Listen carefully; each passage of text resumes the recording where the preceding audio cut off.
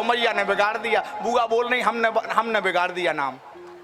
अरे बुआ, अरे बुआ, भाभी ये बुआ ने नाम बिगाड़ा है, बुआ ने।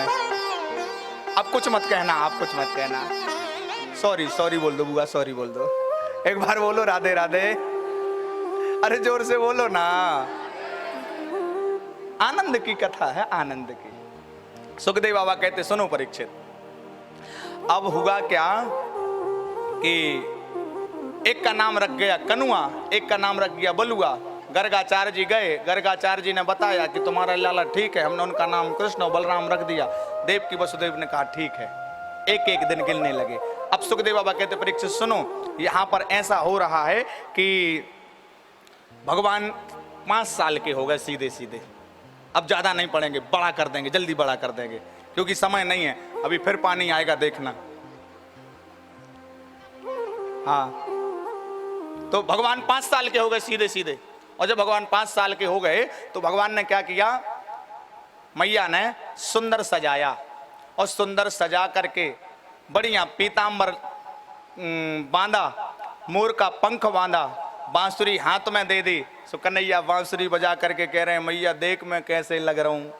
मैया कन्हैया बांसुरी बजा रहे, पीला पटका हाथ, पीला पटका कमर में बांध दिया, मोर का पंख लगा दिया और कन्हैया की बलैया लेकर के कह रही है तू सोनो लग रहा है, सोनो बहुत अच्छो लग रहा है। अब कन्हैया जैसे ही तैयार वैयार होके गए तो पता है कहाँ चले गए, गौशाला। और जैसे ही भगवान गौशाला पहुंचे, जैसे ही गौशाला पहुंचे तो गौशाला में जाकर के गोबर रखा था, गोबर। सो एक हाथ ऐसा मारा, एक हाथ ऐसा मारा और गोबर में कन्हैया दोनों ऐसा करते करते दोनों छप गए। और जैसे कन्हैया छपे तो खेलने लगे गोबर में। अच्छा, छोटे बच्चों की आदत है, कितना भी अच्छा तैयार कर दो लेकिन मिट्टी में जाकर के वो खेलेंगे, मिट्टी में खेलेंगे। कन्हैया भी जाकर के गोबर में खेलने लगे। मैया ने थोड़ी देर बाद देखा कन्हैया को इतना सुंदर तैयार किया था और अब ये गोबर में खेल रहा है, गोबर में खेल रहा है। तो मैया ने कहा क्यों क्यों रे कन्हैया, अगले जन्म का सूकर था क्या? सूकर, सूकर जानते हो, सूकर रूप धारण किया था ना भगवान ने। कोई ये नहीं कहता कि ब्रह्मा जी की भौहों से भगवान नासिका से पैदा हुए थे। सूकर रूप धारण करके भगवान सुअर का रूप धारण करके आए थे। तो कन्हैया से बोली क्यों रे कन्हैया, सूकर रूप धारण किया था तूने? अरे अगले जन्म का सूकर था क्या? ये तो ऐसे ही करते हैं वो लोग, खेलते हैं। भगवान मन ही मन मुस्कुरा करके कह रहे हाँ मैया मैं अगले जन्म का सूकर था। क्यों? भगवान कह रहे कीच सनो किल के हसबे करी को कहे कहें इन मैया, मैं अब जान सुमान गई अगले जन्म को सूकर है तू कन्हैया। अरे कन्हैया तू अगले जन्म को सूकर है? तो भगवान कह ले हाँ सूकर है। फिर मैया ने तुरंत स्नान करवाए और स्नान करवा करके मैया ने फिर तुरंत सजाया और सजा करके भगवान बड़े हुए और बड़े होकर के भगवान खेलने लगे। एक दिन तो भगवान ऐसे खेलते कि माखन रोटी को लेकर के भगवान बैठे थे, खा रहे थे। माखन रोटी खाते खाते एक कौआ आया और कौआ आकर के कन्हैया के हाथ से वो माखन रोटी छीन करके ले गया। एक रसखान हुए, रसखान, रसखान कह रहे हैं वाह छवि को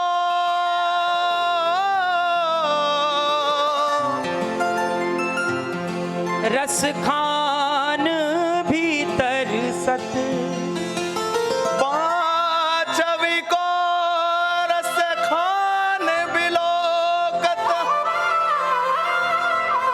बारिद काम कला निधि कोटि,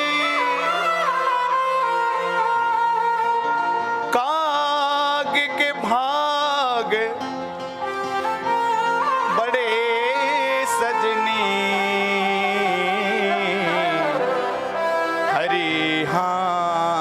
से ले गयो माखन रो, हरी हाथ से ले गयो माखन रो।